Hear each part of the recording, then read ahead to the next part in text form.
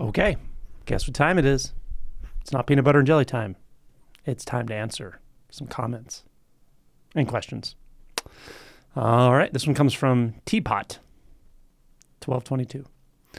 The seeking is dying, but the attention seems to be staying focused to mind and story. That's good. The first part's great. The seeking's dying, something's dying. So the story that the mind is telling doesn't matter too much, even if it's still getting attention. In general, before I read the rest of this comment, I would just orient your attention more toward the falling away,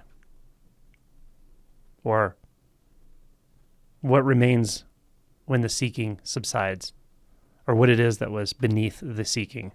Could even be emotional in nature, but just remind yourself that the attention there is going to be key rather than worrying about the mind so much. If you notice your attentions and thoughts, so be it. If you notice there are a lot of thoughts, so be it. But don't get in the kind of, oppositional position with your mind, because that just multiplies thoughts and it keeps you focused on them, actually. It's like a hypervigilance thing, right? No, a little too much amygdala. Okay. The rest of the question says, the story is that this is extremely dysphoric and there's a feeling of being trapped. Okay, two things about this. One is very simple, and that is notice the labels. Go into your sensation when you feel something feels dysphoric and or you feel trapped. Maybe do each one individually. So just, okay, feel dysphoric. Let me just feel as dysphoric as possible. Or actually, let me just feel whatever dysphoria is that I'm calling dysphoria. Let me feel it as directly as possible right now. Just feel it. Find out where it is. What's the map in the body? What are the sensations? Maybe even how does the body respond? And does it want to move? Do you feel restless? Does it elicit an intense emotion underneath? Maybe could be fear, could be anger, could be anything, right?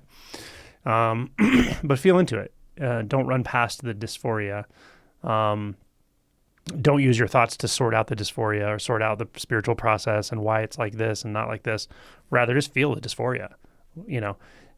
Then the second part of that is just set the label aside, right? Dysphoria is it's a label and it's fine, but what the label often does is it's like a marker that says, okay, when you feel this, call it this and go into your mind, right? Dysphoria is like turning it into a psychological process rather than a physical process, you could say. So just say, okay, what is this without the term dysphoria? And go right back to the sensation, right? To the direct experience of it. Let it take you into it a little farther. I don't want to give too much complex pointing with this because you're kind of in that emotion space, which doesn't require complexity. It requires something more like surrender to the actual experience. Same with being trapped, right? These are deeply rooted fears, of course, being trapped. But the label of being trapped can overlay a perception onto a direct experience that is not necessary.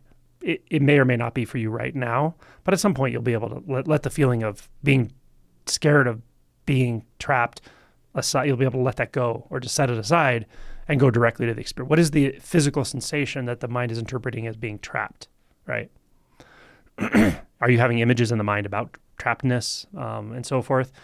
Notice if that's happening, or even if there's a narrative or story attached, just notice it. And then really go to the sensations again, what is the feeling that I'm calling being trapped? And just stay with that. If you do that enough, you do it long enough, the incessant pull into the mind will calm down around these things.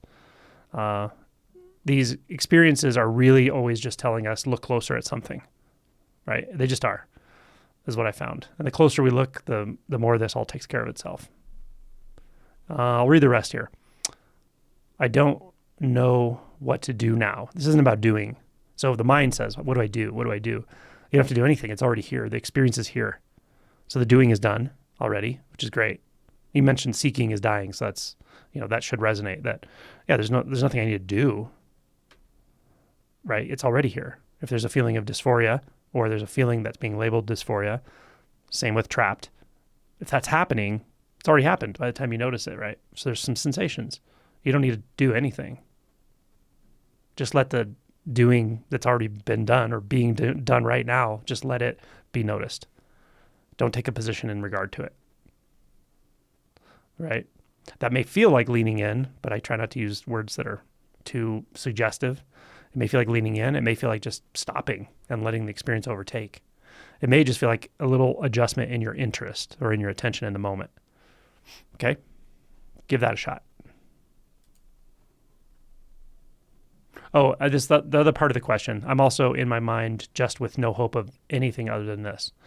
Yeah, so this is kind of related to to what you said at the beginning, seeking is dying, and what I was just saying about like, you don't have to do anything, but the whole mental apparatus, the ego structure and all that is really based on seeking and doing and control and all that, right? Without those elements believed, right? Not that they're actually existing, but without those elements believed, the mind doesn't have anything to do. And then the next thing it will say is like, there's no hope for anything other than this, which is, that's a side effect, or it's kind of it's basically a side effect of dispelling the seeker, right?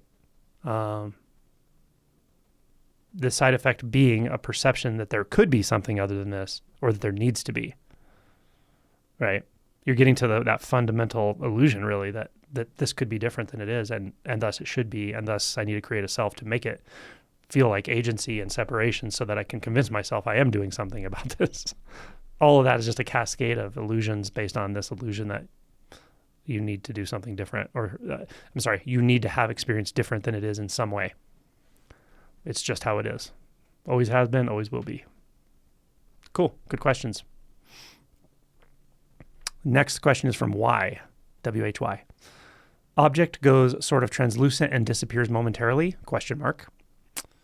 From one of the sort of non-dual videos, video pointing. Yeah, that's right.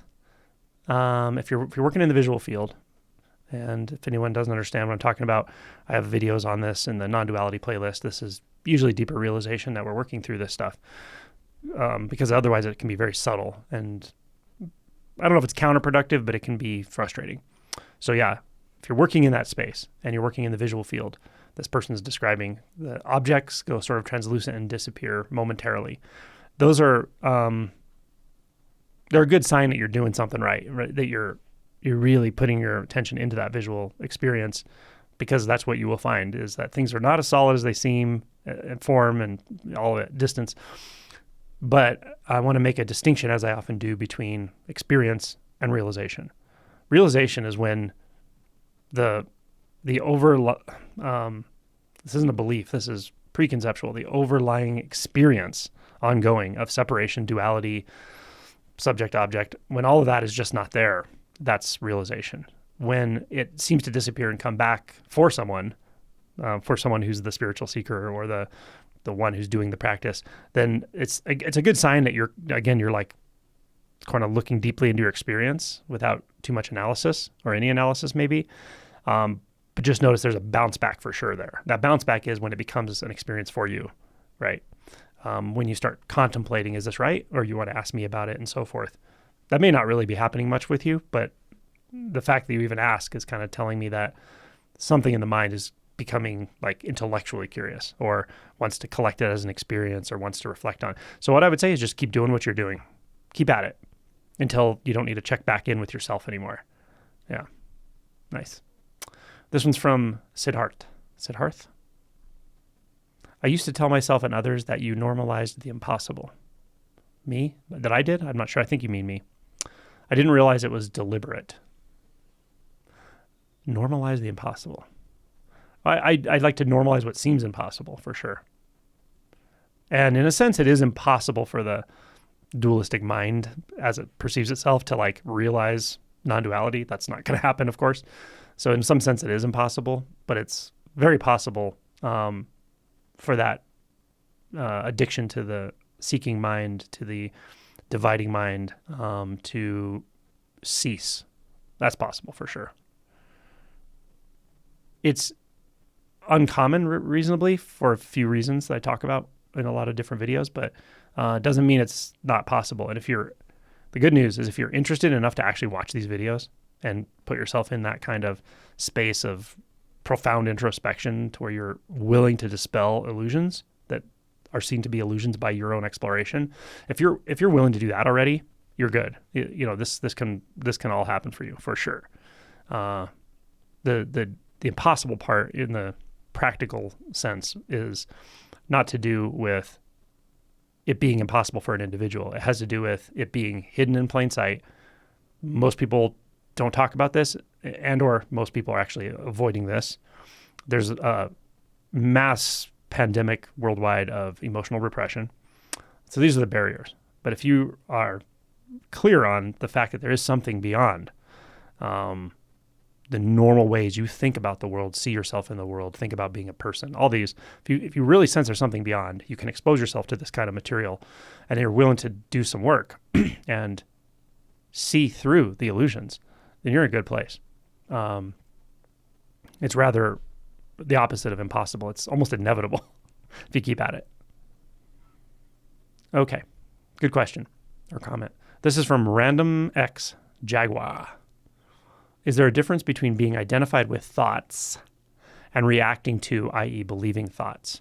Not really. I could pull apart some nuance there, but the truth of it is that believing thoughts, I might say it this way. Okay, believing thoughts and not even knowing you believe in thoughts, that's what identity feels like.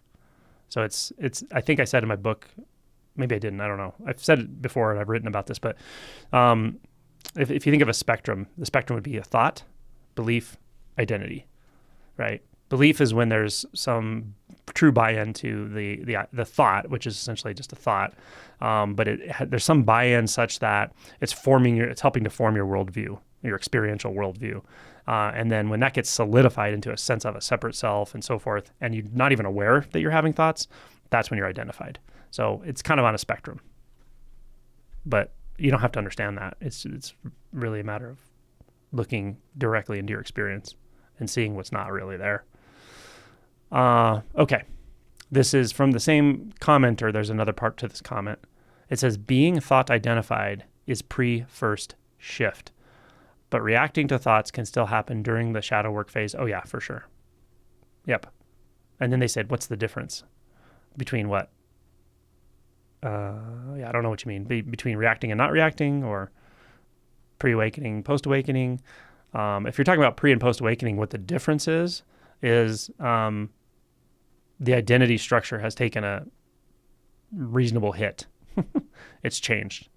And that has to do with your relationship to thought and belief. So there you go. It gets a lot easier after. It gets easier to inquire. It gets easier to see through thoughts. It gets easier to see a belief as a belief. But it doesn't mean that the tendency and habit of reacting to thoughts ultimately is just broken suddenly after awakening. It might be for a while. I've seen this, a month, 2, 3 months, sometimes longer. People will have a very, very clear experiential understanding about all this, and the mind can be calm and the reactivity to thoughts is pretty minimal.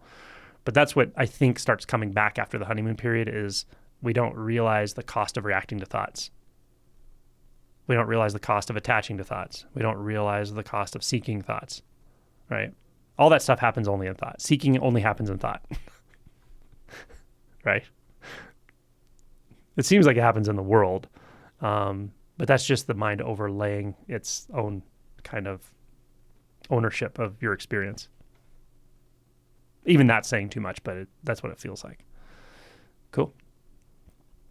This comes from J. Dub Luffy. Bluffy? J. Dub Luffy? I don't know. Stupid question, but I don't feel the world like I do with my body. I can feel my skin, sweat, aches, but not someone else's body or other things. Yeah, so when the sense of the self and other is still there in this way, this is all very confusing. Non-duality will be confusing as shit to try to understand it. So especially when it comes to non-dual realization, understanding is useless. Philosophy is useless, in my opinion. Maybe not totally useless, right? There are some very clear pointings that are also philosophical, but the philosophical part of it isn't going to help, right? You have to go into your experience and clarify what's what, as my Zen teacher used to say. What's what? What's what and what's not what? I made that part up. Cool. Okay. This is from, too long of a name for me to read, but I'm going to say the first part is Chinath, I think. Certain things seem super deep, like disgust. Okay. I passively recoil in the visual field when I am in unsanitary environments. I can remember doing that a lot as a child. I had a big impulse to keep tabs on where my arms were and what my feet are touching, and the sense of monitoring is heavy, like I'm tracking if my arms are touching anything bad. I feel very restless in these situations too. I'm not an emotional, oh, I'm sorry, it's not an emotion I have thoroughly confronted before. Can you talk about this? Okay, disgust. Disgust is an interesting one. It's clearly a dualistic experience. It's based on a sense of duality, but I would say there's a basic form of it in animals that don't have selves either, for sure. Like you could see a dog, if you hold something to its face, it doesn't like the smell. It'll take a smell and it just turn its head away sometimes, right? It's like, I don't like that. You could probably interpret that as disgust, although they don't, it's not, I don't think it's an emotional experience for them. It's just a no to a certain thing, smell, taste, something. But it's not fear, right? It's different than fear. So, there's some, the reason I say this is because there's a value to it, right? When you're a kid, there's probably a value just to not eating randomly anything you can see or find anywhere, right? That kids can be picky with food and so forth. There's probably a survival mechanism in there somewhere. Certainly. So that's where it's rooted, but it gets identity built around it, especially when it's problematic. And if to the extreme, it's OCD, right? It can be, someone can have an obsessive compulsive disorder around cleanliness or different things like that. It isn't always, but that's the extreme version of it.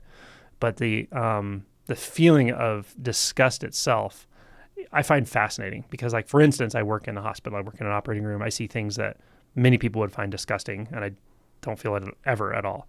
Not with visual things. Sometimes a smell, if it smells really bad, like anaerobic bacteria, like an abscess, that can be so strong that I don't know if I feel disgust, but I feel nausea.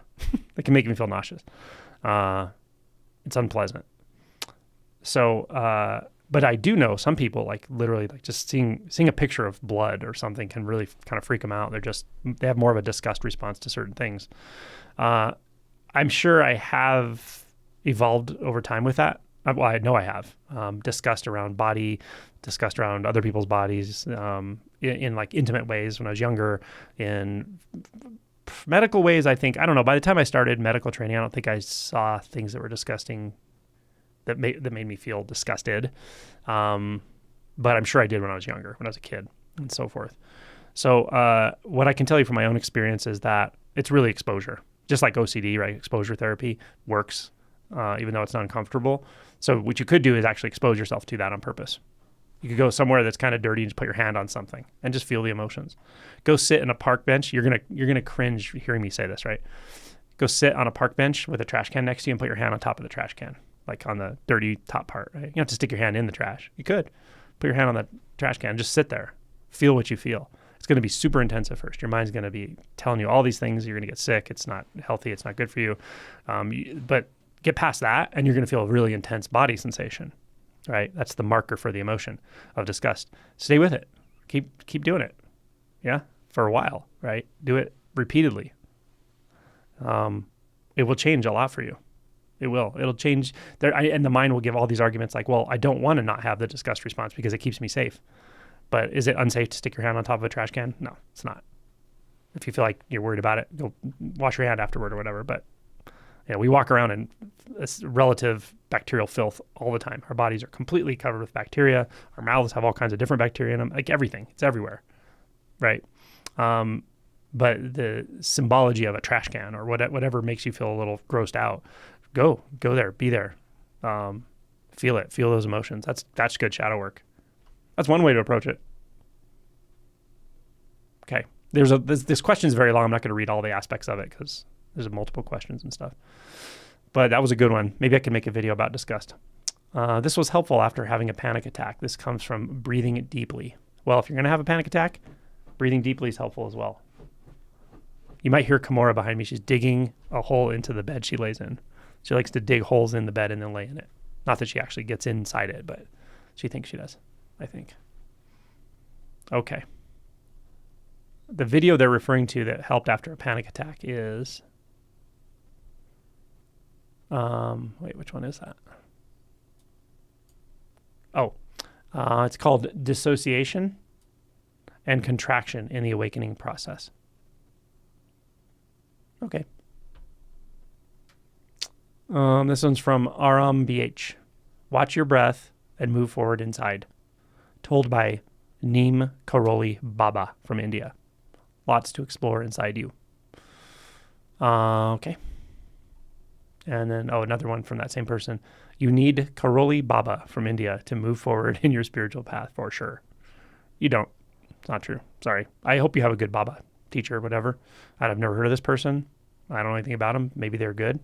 Pointer. Maybe they don't, point out of ego and a sort of non-realized understanding, but many people do. So I have no idea about your guru, but I guarantee you that you don't need that guru, and no one else does. And hopefully the guru tells you that. Okay. This is from AMI 156. 2 years I waited for this teaching. Oh, well, I'm glad I could provide it. Which one was it? That was from easing the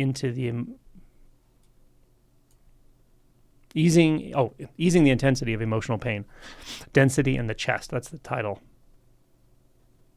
It basically, the reason it's so long is it came from someone who was like, hey, I get this intense emotional pain in my chest. What do I do about it? So that's why I made that video. Okay. Glad that was helpful for you.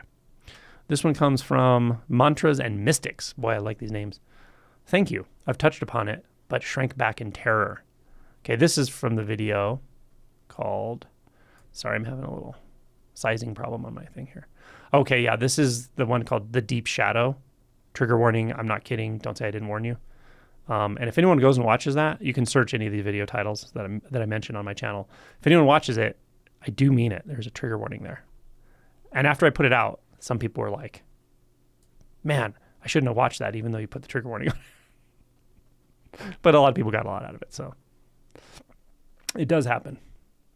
There are some of my videos that are just kind of triggering. All right, where are we at here?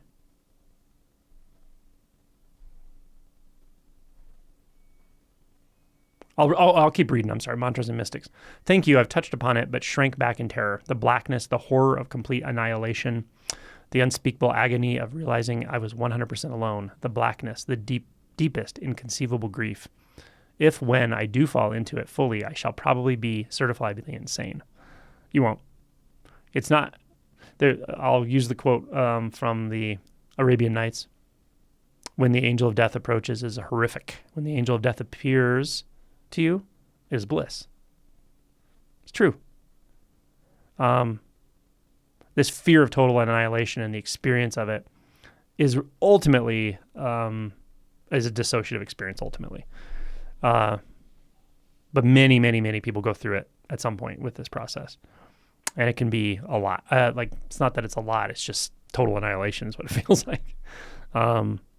Understand that the position from which you're perceiving that, total annihilation, unspeakable agony, all of it, understand the position you are perceiving that from is not the final position. It's not the final realization. It's actually, in one sense, it's the final barrier or one of the final barriers, because it's still trying to reify something that never existed in the first place, right? Total annihilation only is a concern for something that feels like it was. And that was the separate self, right? When that barrier is cleared, when the insight dawns, the non-dual insight really dawns, it's not like that. It's not solipsistic. It's not like, oh, I'm the only one in the universe. It doesn't have the feeling of dysphoria. It doesn't have the feeling of dissociation. And then the story the mind tells about deepest inconceivable grief, unspeakable agony, all that, again, which was felt very viscerally in a very direct way. All of a sudden it's just like, oh, it's not like that. Like, it can't be like that because there's no birth, there's no death. You didn't come into being and you're not going to go out of being. It's just everything hinges on the sense of a separate self, that illusion. And it's a very fundamental illusion, and it's a very adaptive, pervasive illusion until it's not. So you're just right up against that. Just know you won't be certifiably insane. On the other side, you'll actually be like, damn, why was I avoiding this so much? Or you know why. But it's like, geez. But yeah, the people who I see liberated essentially from suffering,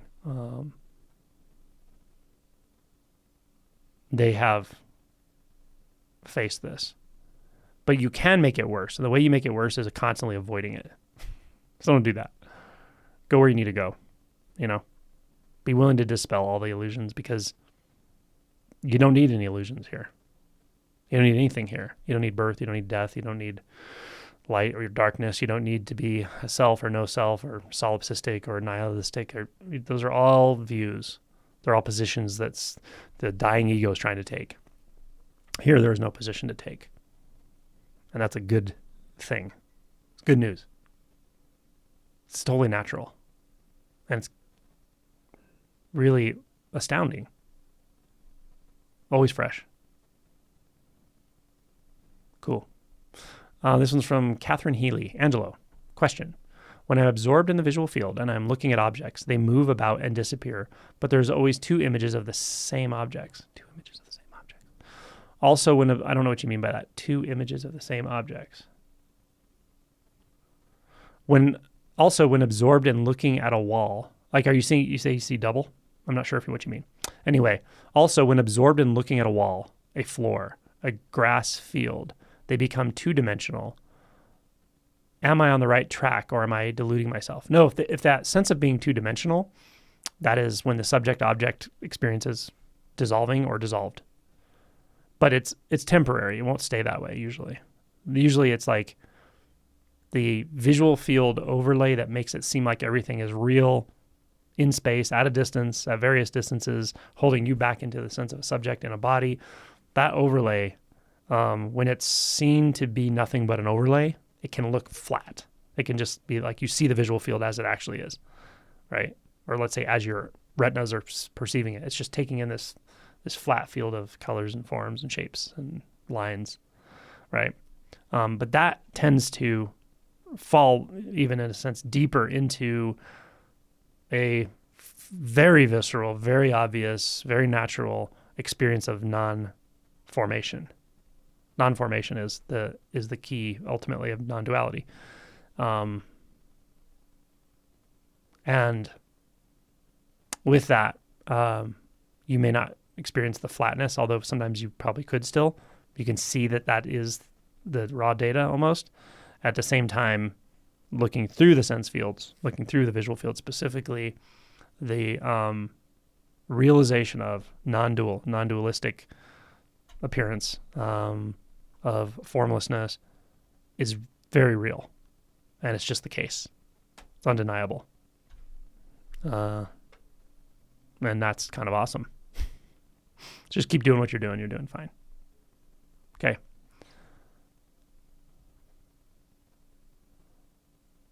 Okay, this is from Gracefield. Nice name. It says, last comment, I promise.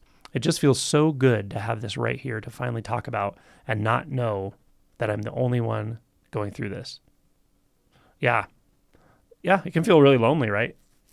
I met a lot of people who have had big shifts. They didn't know what they were. They weren't in spiritual circles. They didn't know it was an awakening. They wouldn't have called it spiritual. Something changed about their experience of identity and their experience of time and space. And it can be freaky, lonely, isolating. But then you meet a community or you find people who actually have gone through it. So it can be really helpful. So that's why one of the reasons I normalize this. I normalize all these crazy aspects of the process of unfolding and unbinding. Unfolding. I like unbinding better. Because there are some crazy and extreme experiences that will come. But to know like, yep, that's okay. That's supposed to happen is really helpful. So good. The last part of the comment says, I long to live freely and in love for life and myself. It's as though this thing that has in some way taken me over, has closed me off from life and all it has to offer. thrown me into hell and won't let me out no matter what approach I try.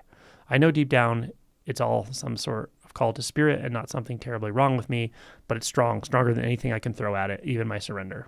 Yeah, you can't throw surrender at it, can you? What you can do is shadow work. This is why I emphasize shadow work so much. It's very important. A lot of ways to do it. Circling, good circling. Check out Inside Circle. They have Outside Circle online. They have intensives.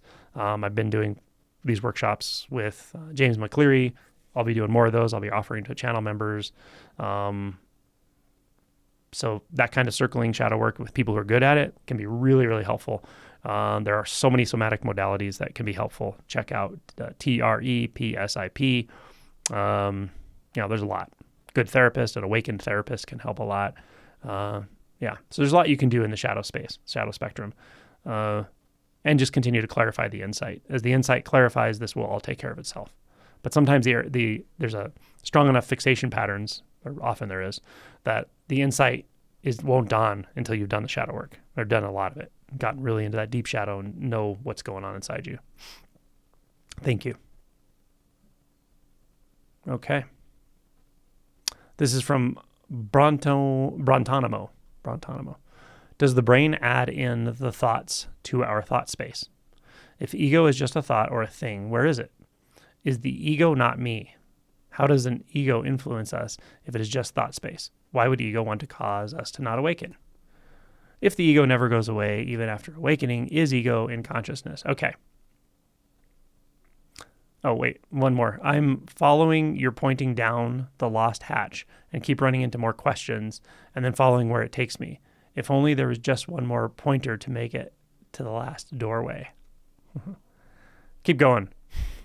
A lot of these are conceptual, right? I could answer all those questions in some clever way or out of my own experience. It's not really going to help you so much. This is the kind of thing I want you to discover on your own, right? These interest questions about the ego, what is it, where is it, how does it work, does it influence this and that, is it me, is it not me, what happens after awakening, like all those intellectual questions, they'll either be answered or you won't have them anymore as the awakening continues. I don't know if you've had even a first shift, but if you haven't, then that'll take care of a lot of this. And after that, you'll kind of be led step by step in what to address next, which will be a lot of shadow stuff. But these questions will take care of themselves over time. I wouldn't want to cheat you out of the experience of finding the real answers you want. And the real answers you want aren't these questions. They're not the answers to these questions. They're related, but they're not quite. What can happen is we can use our mind as a pacifier, actually. We can use our mind as a life preserver that we're throwing ourselves because something in us senses how big of a drop this can be. So, drop. Get your drop on. All right. This is from, Grace-filled again. Nearly 5 years of my life has been this heaviness in my chest. It's suffocating, dense, and so limiting. And this is in reference to that same video, the one about the chest sensation. It's a state that seems to bring so much fear and separation and catastrophic thinking. I'm so freaking tired of it. It does sometimes let go and give some reprieve, but it comes back sucking the life out of me. I just do not know what it wants. It came immediately after the breakdown and after many years of meditating and intense seeking. There's something about, I would really work on shadow stuff for you. Relational stuff. Find good people though. Find people who are good at this. You can watch, I have a lot of interview videos and different things. But yeah, that's what I think is going to help with so much of this stuff. Okay. This is from, the name is Meowshra, like Meowshra, Meowshra. The little image is cats, two cats. So I will answer your question right meow. Speaking of the Heart Sutra, I'm confused! ! Angelo, you're often pointing to the primacy of the sense fields. Yet the Heart Sutra says no eye, ear, nose, tongue, no color, sound, smell, etc.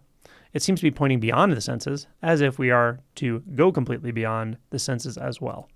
Can you please clarify the relationship between your emphasis on the senses versus the message of the Heart Sutra? Yes, I can.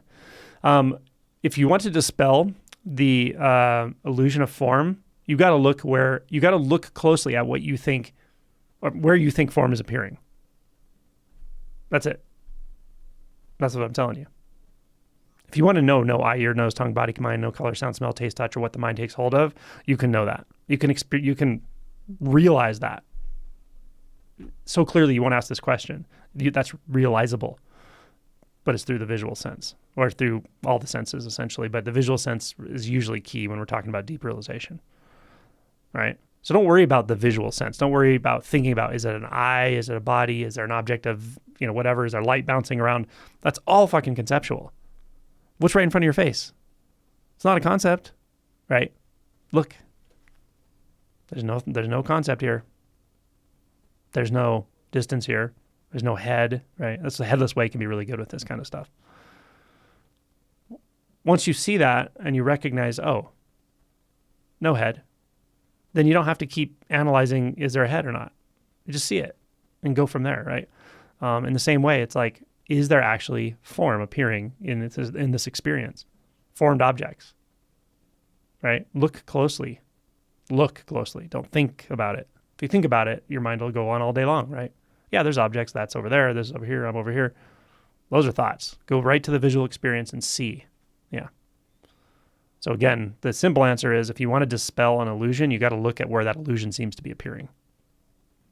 If you want to dispel the illusion of form, time, space, you got to look at what seems to be constructing those. And that won't be in thoughts, really.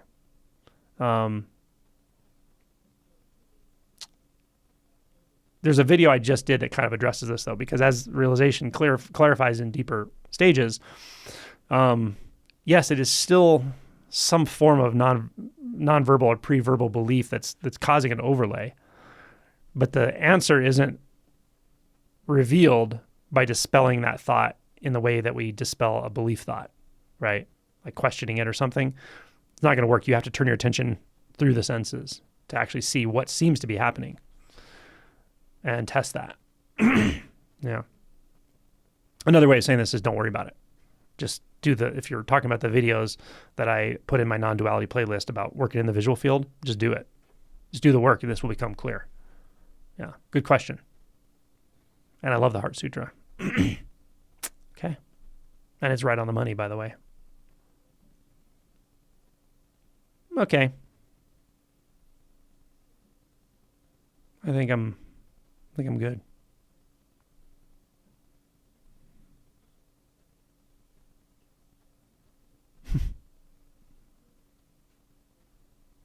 Okay. Oh, here's one that says, this video is super helpful because it defines, quote unquote, the gap and is so very clear with the steps stated succinctly. One question. So this is referring to the video called, let me get down and find it.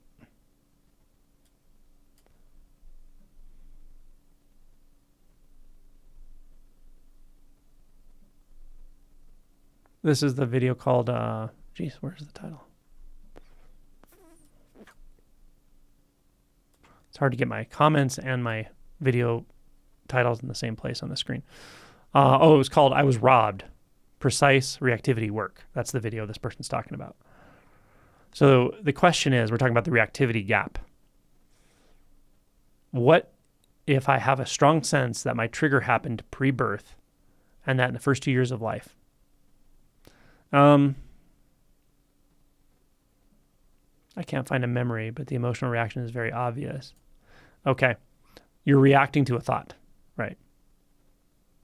You're reacting to the thought that says, I have this pre-birth thing and, trauma and the first 2 years, like those are thoughts you're reacting to. Does that make sense?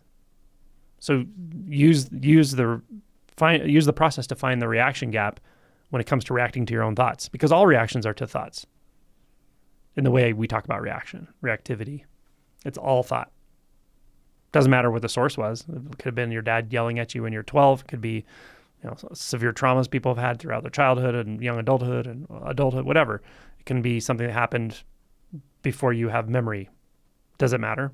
No. What matters is what's happening right now in this moment.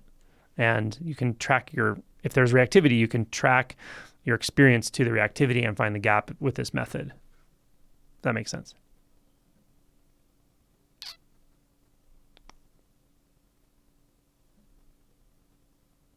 Yeah. Hopefully that's helpful.